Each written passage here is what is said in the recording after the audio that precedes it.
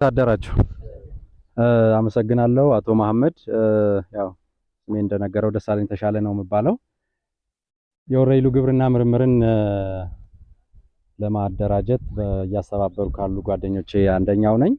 እንግዲህ የወረኢሉ ግብርና ምርምር ማዕከል ከ2014 ጀምሮ መሰረት ድንጋይ ተቀምጦለት ወደ ስራ የገባ ማዕከል ነው። ከምስረታው ማግስት ጀምሮ በርካታ ስራዎችን በዋነኛነት የዘር ብዜት ስራዎችን ያለፈውን አንድ አመት ወዲህ ደግሞ የምርምር ስራዎችን እየሰራን እንገኛለን።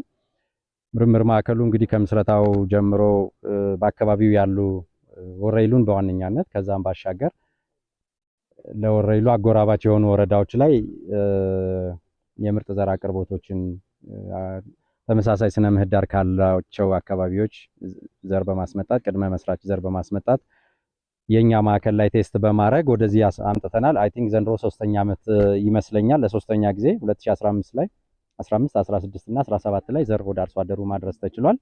ይሄ ትልቅ ነገር ነው። በዚህ አሁን በያዝነው በ2017 18 የምርት ዘመን ስራዎቻችንን ሰፋ በማድረግ በወረኢሉ፣ በጃማ፣ በደሴ ዙሪያ፣ በተሁለደሬ፣ በቃሉና በለገሂዳ ወረዳዎች አንዳንዶቹ በአርሶ አደር ማሳ፣ አንዳንዶቹ በኤፍቲሲ፣ አንዳንዶቹ ደግሞ በሙከራ ደረጃ ላይ እየሰራን እንገኛለን።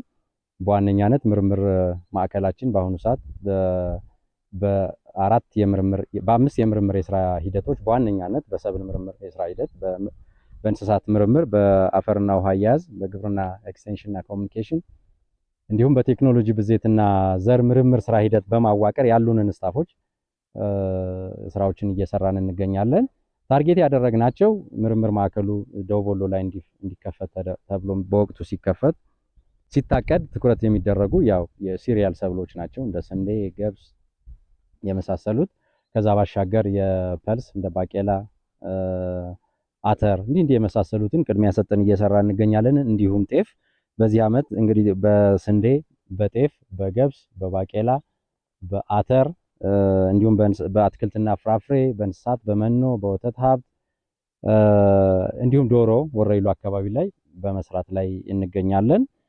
በአርሶ አደር ደረጃ በዚህ ዓመት በዘር ድጋፍ ደረጃ እኛ አባዝተን በክላስተር በማደራጀት ዛሬ የምናየውን አይነት ስንዴ በኋላ ላይ መሐመድ ወይ መጨረሻ ላይ ውይይት ስናደርግ የት ቦታ ላይ እየሰራን እንደሆነ እንደዚህ በክላስተር መዝራት ደግሞ ምንድነው ከሌላው የሚለየው? እንደው ወጥ አድርገን ስንዴ መዝራታችን ራሱ ምንድነው ለምን ይጠቅማል? በየመሃሉ ስንዴ በየመሃሉ ጤፍ መሃል ላይ ባቄላ አተርስ ብናደርግ ምንድነው ችግሩ የሚለውን እና እንዲህ ክላስተር ማድረግ ደግሞ አድቫንቴጁ ምንድነው የሚለውን መሐመድ በኋላ ላይ ገለጻ ያደርጋል። ያው ሁላችሁ እንደምትረዱት የራሱ የሆነ ጠቀሜታ አለው ለአስተራረስ፣ ለሜካናይዜሽን፣ ከበሽታ ቁጥጥር፣ ከዘር አቅርቦት፣ ከስልጠና እንዲህ ከሞኒተሪንግ ኤንድ ኢቫሉዌሽን ለማካሄድ የራሱ የሆነ እንትን አለው። እነዚህ ነገሮች ደግሞ አደረግን ማለት ምርት ይጨምራል ማለት ነው። ምርት ጨመረ ማለት ደግሞ ያው የምንበላው ፍጆታ ጨመረ እንደማለት ነውና ስለሆነም በዚህ ዓመት እንዳጠቃላይ በእነዚህ ቅድም ባልኳቸው በስድስቱም ወረዳዎች ላይ ወደ 225 ኩንታል የሚሆን ምርጥ ዘር ድጋፍ አድርገናል። ሁሉም ዳይሬክትሊ እኛ ፕሮቫይድ ያደረግነው ነው። ዘሩ የኛ ነው። የዘር ብቅለቱን ምን በትክክል ቴስት አድርገን ጥሩ እንደሆነ አምነንበት በእኛ ሙሉ ክትትል፣ በእኛ ድጋፍ፣ በእኛ ስልጠና ሰጠን ዳይሬክትሊ ፕሮቫይድ ያደረግነው ወደ 225 ኩንታል አካባቢ ይሆናል። ድንችን ጨምሮ ቅድም ዘልያለው ጉጉፍቱ አካባቢ ላይ መጣች ትኖራላችሁ። በእርግጥ ከበሽታና ከተለያዩ አንፃር በደንብ ፐርፎርም ሊያደርግም አልቻለም ድንች። በእርግጥ ዝናብም እንደምታውቁት ባለፈው ዓመት ትንሽ ዘግይቶም ስለነበረ ነው። ዞሮ ወደ 225 ኩንታል የሚሆን ቅድም ባልኳቸው የሰብል አይነቶች ድጋፍ ለማድረግ ሞክረናል። ከዛም ውስጥ ወደ 445 የሚሆኑ አርሶ አደሮችን አድረስ አድርገናል። ይሄ ቀላል አይደለም። ይሄ በዚህ ዓመት ብቻ ነው። ምናልባት የዚህን ዓመት ይሄን ያክል አልኩ እንጂ እዚህ አካባቢ ያለው ዘር እኔ እንደምረዳው ከመጀመሪያው ቀን ጀምሮ ስላለሁበት እዚህ ማዕከል ምስረታ ላይ የኛ ዘር ነው ብዬ ነው ማስበው። ምክንያቱም 2015 ላይ 2014 ለ15 የተዘራው በጣም ቆንጆ እና ብዙ ምርትም ስለነበረ በወቅቱም ሙሉ በሙሉ በስንዴ ተሸፍኖ ስለነበረ አሁን ላይ የሙከራ ስራዎችም ስላሉ ማዕከሉ ሙሉውን ስንዴ አይደለም እንዘራ ወይ ሙሉውን ጤፍ አይደለም፣ የተለያዩ ሙከራዎች ስላሉ የቦታ ብክነት ሊኖር ይችላል። በኋላ ወደዛ አካባቢ ስንሄድ ደግሞ ማዕከላችን ላይ ያሉንን ሙከራዎችን ለማየት እናያለን ብዬ አስባለሁ። ስለሆነም እዚህ አካባቢ ላይ ያለው ስንዴ በአንድም በሌላም የወረኢሉ ግብዓት አለበት አስተዋጽኦ አለበት ብዬ አስባለሁ። የምናየው የስንዴ ክላስተር እዚህ 013 ቀበሌ ላይ 8.5 ሄክታር ነው። 16 ወንድና 6 ሴት አርሶ አደሮችን ያሳተፈ በጥቅሉ 22 አርሶ አደሮች ያሳተፈ የስንዴ ክላስተር ነው። በተመሳሳይ 03 ቀበሌ ይህንኑ የሚያክል ከዚህም በተሻለ ፐርፎርም ያደረገ የስንዴ ክላስተር አለን። ይሄ ሁለተኛው ክላስተራችን ነው። ባለፈው አመት በ04 ቀበሌ 46 ሄክታር መሬት ላይ ተቋቋሙ በሰፊው ተሰርቶ ነበር። ከዛ እንግዲህ የተገኘው ውጤት ምንድነው? ወደ 350 ኩንታል ለኤዶ ዘር ብዜት ማህበር በማቅረብ የተሻለ የአካባቢውን የዘር ፍላጎት ለማሟላት ጥረት ተደርጓል። ከዚህም አርሶ አደሮቻችን እንግዲህ በጥቅሉ ወደ 2.4 ሚሊዮን ብር ሽያጭ ተከናውኗል። ይሄ እንግዲህ ወደ ፎርማል ሲር ሲስተሙ የገባው ነው። ከዚህ በተጨማሪ አርሶ አደር እየተቀያየረ የአካባቢውን የምርጥ ዘር ሽፋን በከፍተኛ ሁኔታ ለማሳደግ ጥረት እየተደረገ ነው። የስንዴውን በዚህ ካል በቀጣይ ምን ጎበኛቸው የባቄላ የአተርና የገብስ ሰርቶ ማሳያዎች አሉን። ወደዛ ቀጥሎ ወዳለው ሳይት ነው የምንሄደው። ከዚህ ያለውን ፕሮግራም እየጨረስን እንግዲህ ወደዛ እንቀጥላለን። አመሰግናለሁ። አሁን ደግሞ እዚህ ወደ ማዕከሉ ማሳ ተመልሰናል። እዚህ የተለያዩ የሙከራ ሰብሎች አሉ። እነዚህ እንግዲህ የተለያዩ ሙከራዎች አሉ። የጤፍ፣ የስንዴ፣ በዳቦ ስንዴና በማካሮኒ ስንዴ ነው በርካታ ሙከራዎች አሉ። እዚህ ያሉትን የእያንዳንዱ ባለሙያ የሙከራዎቹን ዓላማ ያስጎበኙናል። ከዛ በመቀጠል በዚሁ ቅርብ ርቀት በክላስተር የተዘራ የጤፍ ሰርቶ ማሳያ አለ። ወደ 46 ሄክታር መሬት ነው። እሱን ጎብኝተን የዕለቱን ፕሮግራም እናጠናቅቃለን። ስለዚህ እዚህ የምናየው የስንዴ ሙከራ ነው። የሙከራው ባለቤት ማብራሪያ ይሰጠናል። አቶ ወንድሙ። እሺ፣ አመሰግናለሁ። በድጋሚ እንኳን በደህና መጣችሁ። ቅድም ላይ ያው በኤክስቴንሽን ምርምር ክፍል የሚሰራ የክላስተር እና ቅድመ ማስፋፊያ ስራዎችን አይተናል። አሁን ላይ ግን እዚህ ላይ የተለያዩ የምርምር ስራዎችን በአርሶ አደር ማሳ ላይም በኤፍቲሲም እዚሁ በኦን ስቴሽን ላይ ከምሰራቸው ምርምር ስራዎች ልናሳያችሁ ነው እንትን ያልነው። እንግዲህ ከወራይሉ ግብርና ምርምር ማዕከል የስራ ሂደቶች ውስጥ አንዱ ዋናው የሰብል ምርምር ስራ ሂደት አለ። የሰብል ምርምር ስራ ሂደት እንግዲህ የተለያዩ የምርምር ስራዎችን እየሰራ ይገኛል። በዋናነት እንግዲህ አሁን ባለው የማዕከላችን ተጨባጭ ሁኔታ ብዙ ውስንነቶች ስላሉ ወራይሉና አካባቢውን ተደራሽ ያደረጉ ስራዎች እየሰራን ያለን። ያንን ታሳቢ ስናደርግ ደግሞ ስንዴ አንዱ ወራይሉ ሲባል ያው ስንዴ ቤልት እንደሆነ ይታወቃል። ስንዴ አለ። ስንዴ ደግሞ ማለት ሁለቱም ስንዴ የምግብ ስንዴ፣ የዳቦ ስንዴ እና የፓስታና መኮረኒ ስንዴ ዝርያዎች አሉ። ሌላው ሁለተኛው ኮሞዲቲ የጤፍ ዝርያዎች አሉ። እዚህ ጋር እንደምታያቸው የምናያቸው የተለያዩ የጤፍ ሙከራዎች አሉ። እነሱን እናያለን። በሶስተኛ ደረጃ ገብስ ማለት በሁለቱም የቢራ ገብስም የምግብ ገብስም ዝርያዎች አሉ። በአማራጭ የተለያዩ የአማራጭ ዝርያዎችን እያቀረብን ያለ ነው። ደጋ ጥራጥሬ ማለት እንግዲህ ወራይሉና አካባቢው በባቄላ ፖቴንሻል ነው። አተር አለ።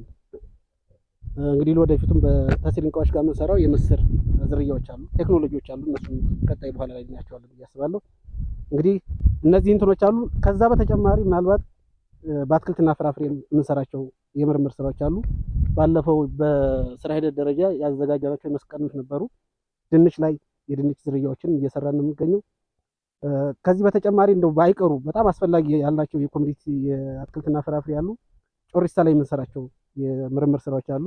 አቮካዶ፣ ሙዝ፣ እዚህም አካባቢ የአፕል ዝርያዎችን እያየን ያለ ነው። የመላመድ አቅማቸውን እያየን ያለ ነው። እንግዲህ በአጠቃላይ በሰብሉ ምርምር ስራ ሂደት ወደ 26 በዚህ ዓመት ቀጣይነትም ያላቸው የሚያልቁም ይኖራሉ።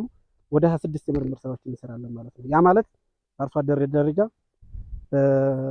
ምርምር በዚህ በኦን ስቴሽን በኤፍቲሲ በሰርቶ ማሳያ የምንሰራቸው አጠቃላይ ወደ 26 ምርምር እንትኖች አሉ። ከዛ በተጨማሪ የቅመማ ቅመም ቡናንም እንደዚሁ እንግዲህ በተለይ በአትክልትና ፍራፍሬ እንግዲህ አማራ ክልል ከዛም ስፔሲፊካሊ ደቡብ ወሎ ወራይሉን ይዞ የሚመጣው እንግዲህ አሰስመንትም ሰርተን ነበር። አቮካዶ፣ እነዚህ ፍራፍሬ እንትኖች ከደቡብ ነበር የሚመጡ። ስለዚህ እንደ አማራጭ እንትን ያለው ምንድነው ወራይሉና ደቡብ ወሎን ተመጋቢ ያደርጉ ስራዎችን እንትን እያልን ያለነው። ስለዚህ ለወደፊቱ በቅመማ ቅመም፣ በቡና፣ በአቮካዶ፣ በሙዝ እነዚህ ሰፋፊ ስራዎች ይኖራሉ ብዬ አስባለሁ።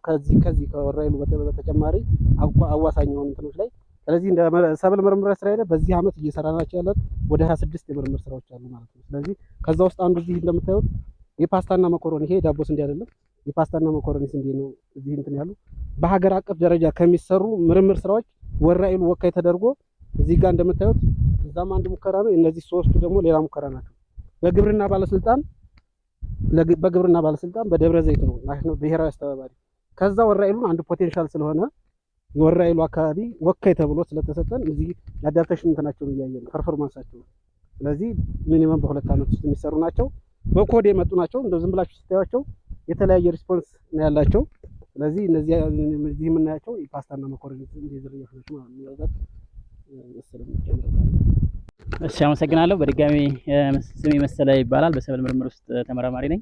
ጀስት የተወሰነ ለመግለጽ ያክል እነዚህ የምታዩቸው የፓስታና መኮረኒ ስንዴዎች ናቸው። ስለዚህ አንድ ቫራይቲ ሲለቀቅ እንደምታውቁት ስቴፕ አለው። በዛ ስቴፕ መሰረት እነዚህ አሁን ናሽናል ፐርፎርማንስ ትራያል የምንለው ላይ ነው ማለት ነው።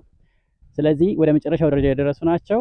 በተለያየ አግሮ ኢኮሎጂ ቴስት ተደርገው የተሻሉትን ወደሚቀጥለው ስቴፕ ይሄዳሉ ማለት ነው። የመጨረሻው ገበሬ ጋር የሚሞከርበት ስቴፕ ነው። ከዛ ከመድረሱ በፊት እዚህ ጋር ደርሷል ማለት ነው።